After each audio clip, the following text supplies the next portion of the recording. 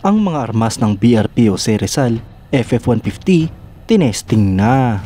Ito nga po mga idol ang pinakamalakas at pinaka-advanced na frigate ng Philippine Navy sa kasalukuyan.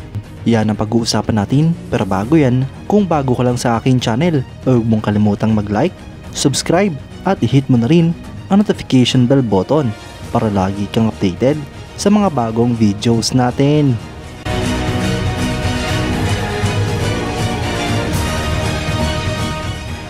Sa video nga pong inilabas ng Philippine Navy, makikita dito na ipinapakita ng BRP Jose Rizal FF150 frigate ng Philippine Navy ang test at launches ng kanilang weapon system.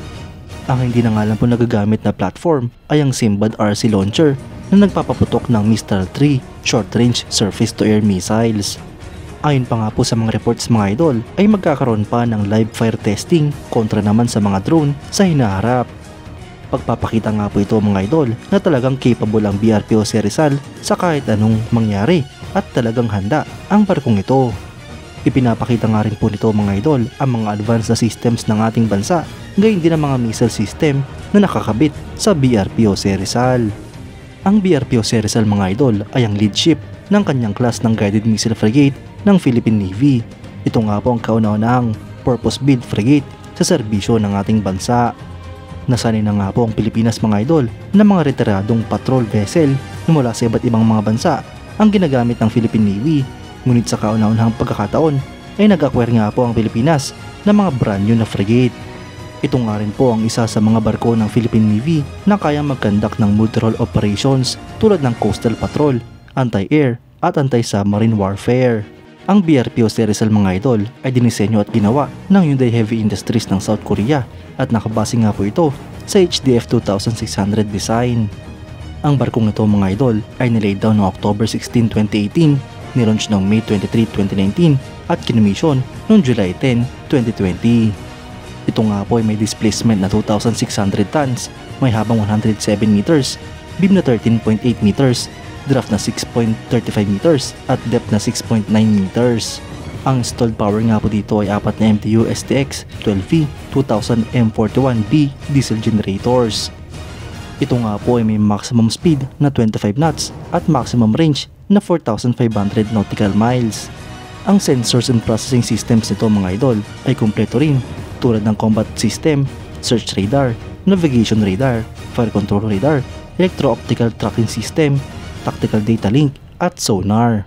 Habang ang armament naman nito mga idol ay kumpleto sa missiles tulad ng 4 na Seastar SSM 710K anti-ship cruise missiles, 2 Simbad RC twin Mistral missile launcher, 8 cell ng vertical launching system, gayon din ang 2 SEAT triple torpedo tubes. At ang main gun naman nito ay isang Automelara 76 dual purpose rapid fire autocannon, isang Aselsan Smash 30mm remote weapon station, 4 na Cave 6 50 caliber heavy machine guns at isang close-in weapon system. Ang aircraft carried nga po nito ay isang AW159 Wildcat naval helicopter, habang aviation facilities naman ay isang flight deck at helicopter hangar. Mga idol, isang magandang pagkakataon nga po ito para sa Philippine Navy na ipakita ang capability ng kanilang mga barko, lalo pat invested nga po ang mga Pilipino kung gaano nga ba kalakas ang mga barko ng Pilipinas.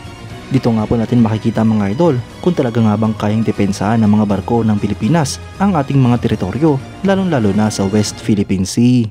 Magandang opportunity na nga rin po ito mga idol upang mahasa ang mga personnel ng Philippine Navy sa pag-operate ng iba't ibang advanced na systems ng kanilang barko. Sana nga po mga idol ay makapag-acquire pa ng iba't ibang klase mga barko ang Philippine Navy, hindi lang mga frigates o corvettes, kundi pati na rin ang mga submarines. Ito nga po mga idol ang pinakamatagal nang inaantay sa modernization program plan ng Philippine Navy, dahil ito nga po ang pinaka-expensive at pinakamalakas kung sakasakali na matutupad para sa Pilipinas. Kayo mga idol, anong masasabi nyo? Comment down below for your thoughts and opinions. At yan nga lang po ang pag-uusapan natin ngayon mga idol. Maraming salamat sa panonood.